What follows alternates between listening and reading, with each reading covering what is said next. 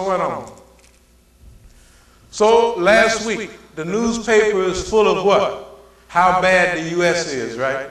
The whole world is against us. Next thing, yesterday, beheading dominates media worldwide. The beheading of this man, right, dominates the world media. What does it do?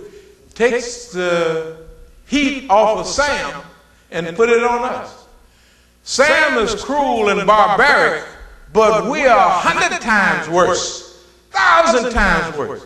Here's a nice man. They just cut his head off with a dull knife. Yes, but guess what? Everybody started asking questions.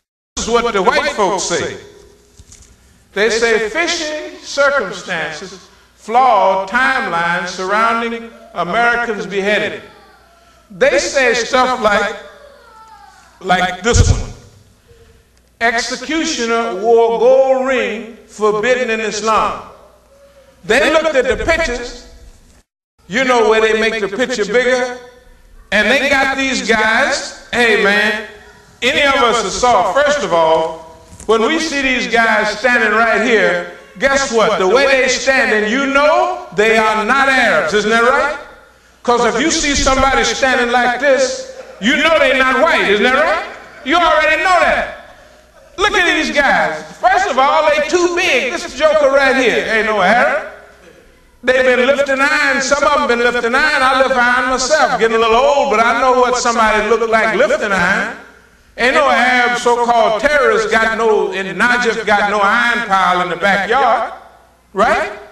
So look at these jokers, man. Probably the only one that was Arab was the one reading the message, because if he wasn't, then everybody would be able to pick up his accent, right? So they try to put it on us, but people are beginning to realize something. Number one, this man wasn't doing nothing to nobody. His father said today that he blames his death on Rumsfeld and on George Bush. Isn't that right? That's what his father said.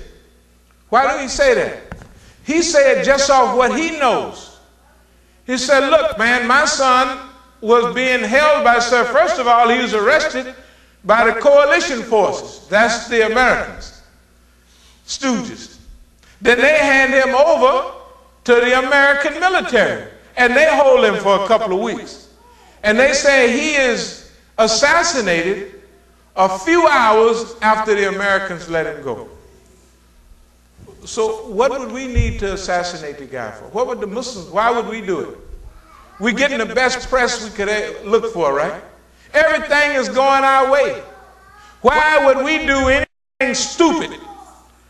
Which these guys constantly do. Every time something go our way in the press, isn't that right? Some dumb Arab, not a real one, put something on the internet, and this is 100,000th time in a row. Send a message on the internet that turns the whole situation around so that the world hates us and thinks that the Americans are all right. Well, even the Americans are tired of it now. They said, man, this is fishy. And then they get there, you know, where they can make the picture bigger. I can't do it, but they can do. And they say, this guy got a gold ring on. So they go through the file. They say, do Muslims wear gold? Not no men, isn't that right? They can wear silver. So one of these jokers got a gold ring on. And you can see some of their hands. You know, Arabs have light hands, but not white hands. Isn't that right? Not all of them. You can't have all white hands, you know what I mean? So that means that you haven't been over that long, because even if you're white and you've been in Iraq a long time, your hands will start to tan a little bit, isn't that right? But if you just came from a springtime in Wisconsin somewhere, right, your hands are still white, like these boys are, most of them. Huh?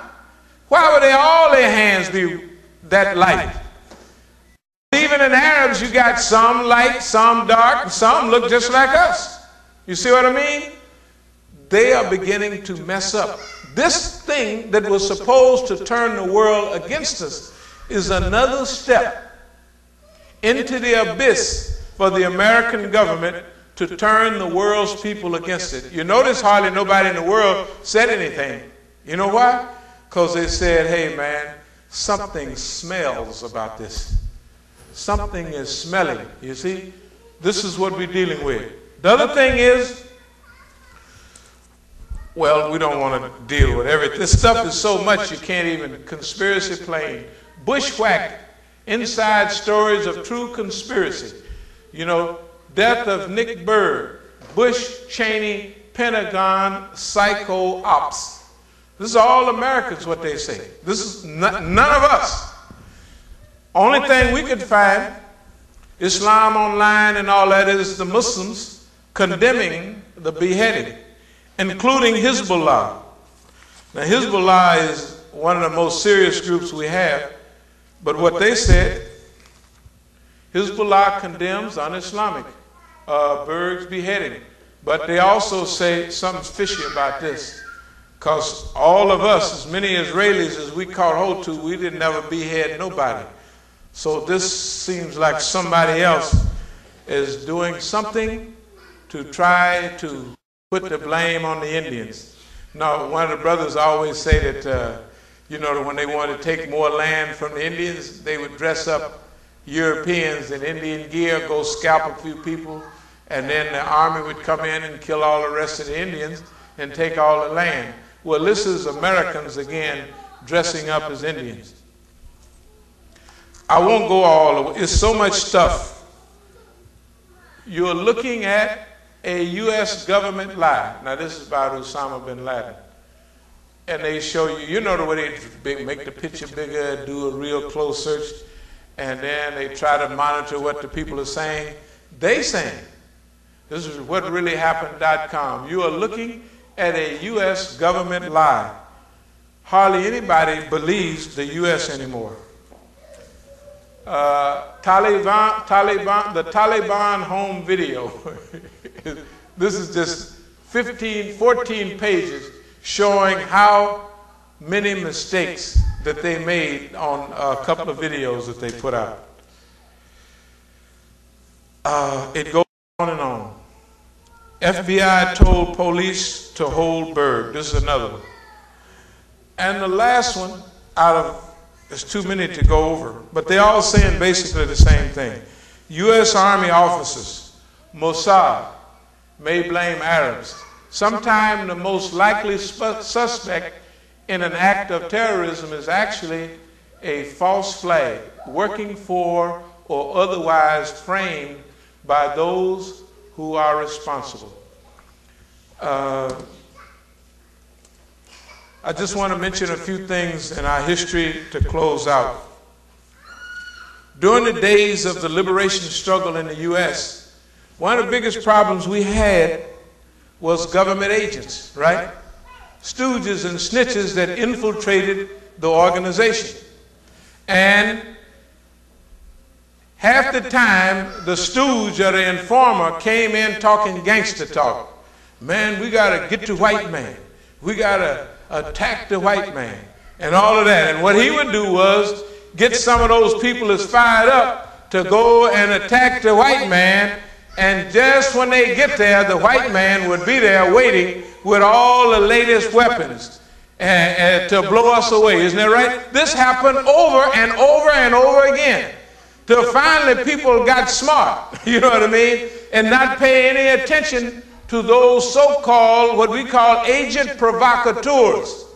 In every group in America, I don't care whether you black, white, Ku Klux Klan, or it don't make any difference. Every group in America is infiltrated by the FBI, every last one of them. And the government is so insinuated into each and every organization, up to the highest levels, that the government can cause fights amongst different groups from inside of each group.